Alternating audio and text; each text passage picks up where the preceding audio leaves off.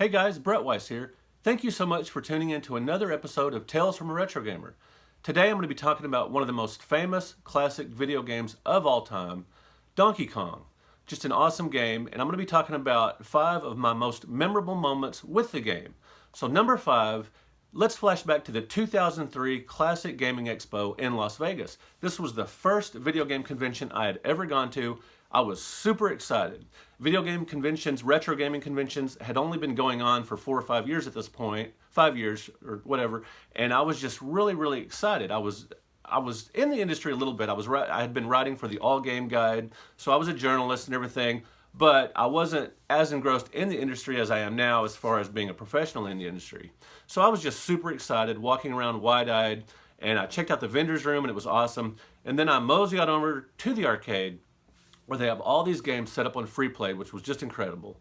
And even more memorable than that, the fact that I could just go up and play any game for free, was the fact that Billy Mitchell was there playing Donkey Kong.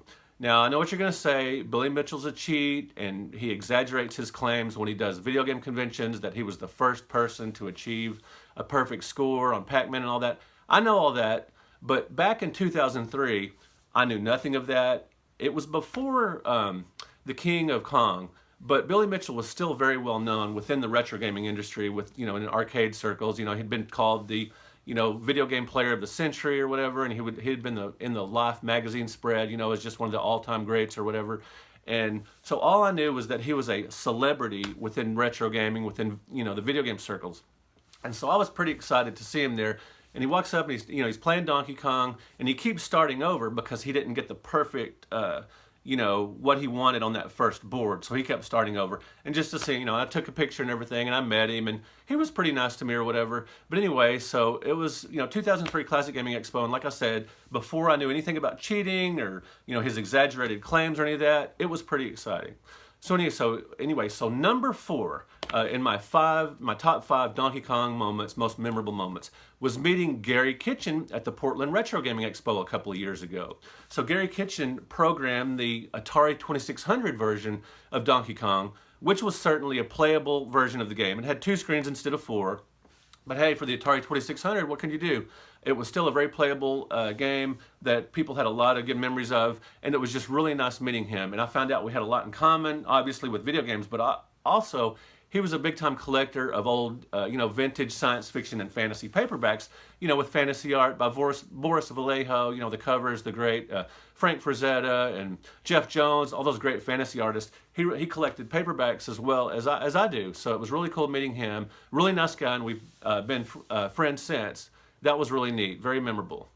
Number 3 was the 1994 release of Donkey Kong Country for the Super Nintendo. That was super exciting. I was working at Walden Books at the time, and I just remember this distinctly, of getting this great game. Just amazing graphics, and it kept the Super Nintendo relevant for 2 or 3 more years.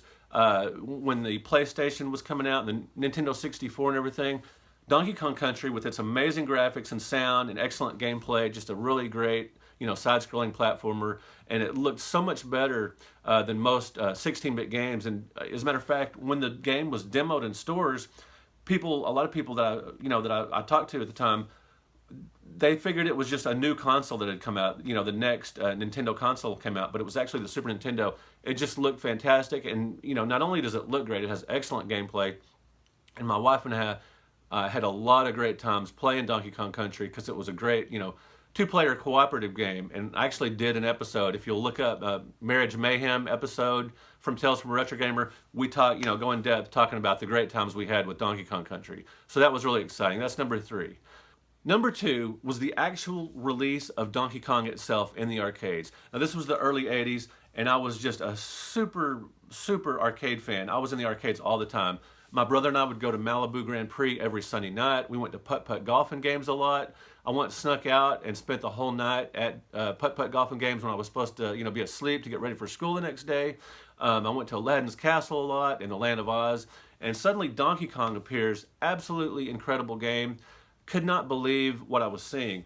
Cartoon-like graphics, 4 screens, just a great musical soundtrack, and It was, now there had been video games with, animation of human characters in it before, like Crazy Climber, but they were basically stick figures. Donkey Kong was the first game I remember seeing that had actually cartoon-like graphics that sort of looked like, a cartoon in motion, at least relative for the time. 4 screens, I mean, that was almost unheard of, and just incredible to see this game. It had a storyline, and it was just so much more advanced in production-wise and presentation-wise than games before it. I was just blown away. And the first time I saw it was at Putt-Putt Golf Games. There was a line at the game, people waiting to play it, people of all ages, men, women, kids.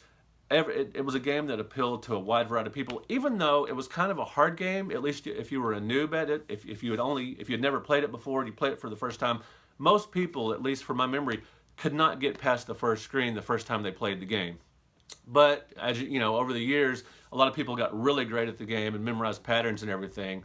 And today, there's the Kong Off each year where, people from around the world, compete to play Donkey Kong. Still a very popular game. And when I first saw it at Putt-Putt Golf Games back in the day, I was just really excited about that. It just seemed so much different, so much more cartoon-like, and just, it had a storyline and everything. It just seemed so much more advanced than games that came before it. It was definitely a game changer, so to speak. Now, my number one Donkey Kong moment of all time, many of you may already have guessed this if you've watched the channel or you know me. It is Christmas of 1982 when I got my ColecoVision. Donkey Kong was the pack-in game with the ColecoVision console. And earlier that year, I had seen, the commercials with the Donkey Kong screenshots, the ColecoVision commercials, and I knew I had to get a ColecoVision. And just to wake up, I was 15 years old, just to wake up and have a brand new ColecoVision under the Christmas tree. I knew what it was going to be, but I was just super excited to open that and just opening up that ColecoVision, plugging it into my old, CRT television, the big furniture model of TV, just for the time. It had a 25-inch screen TV, which was pretty big for the time.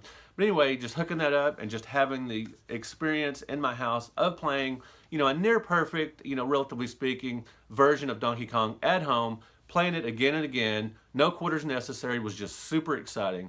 Now, I did a whole episode on Christmas of 1982 for the Tales from a Retro Gamer, so look that up and you can see my entire story of getting that game. But that was very special to me, and that played a big role in what I do today, writing books about video games, doing YouTube, just being in the industry and all that kind of stuff. So anyway, those are my top 5 Donkey Kong moments of all time, my 5 most memorable moments of all time. So put in the comments below, what are some of your Donkey Kong moments? Do you remember playing it in the arcades, or did you discover it later, maybe for the Atari 7800 or the NES or the ColecoVision or whatever? Put in the comments below, what are some of your fondest Donkey Kong memories or your most memorable? Okay, speaking of comments, we do have comments from last week when I did the Great Video Game Crash of 1983. I did an episode on that, just historical time in, the history of video games. And I'm going to read one of them that really stood out to me. It's by a guy named Wade Rain. He says, great video. It talks about the real reasons consoles were failing at the time. I usually roll my eyes when someone talks about that time, and E.T. gets all the blame. In 1983, I was knee-deep into playing games on my Commodore 64. We had a 2600 for a number of years and had a lot of games before '83. I remember stores like Sears, Target, and KB Toys selling games and consoles for almost nothing. The biggest memory was when we went to Sears and they were tearing down the huge video game display. The nearest Sears was over an hour away, and my brother and I would always camp out at their display and play games while our parents shopped. It was kind of a sad day. All right, Wade Rain, thank you so much for commenting.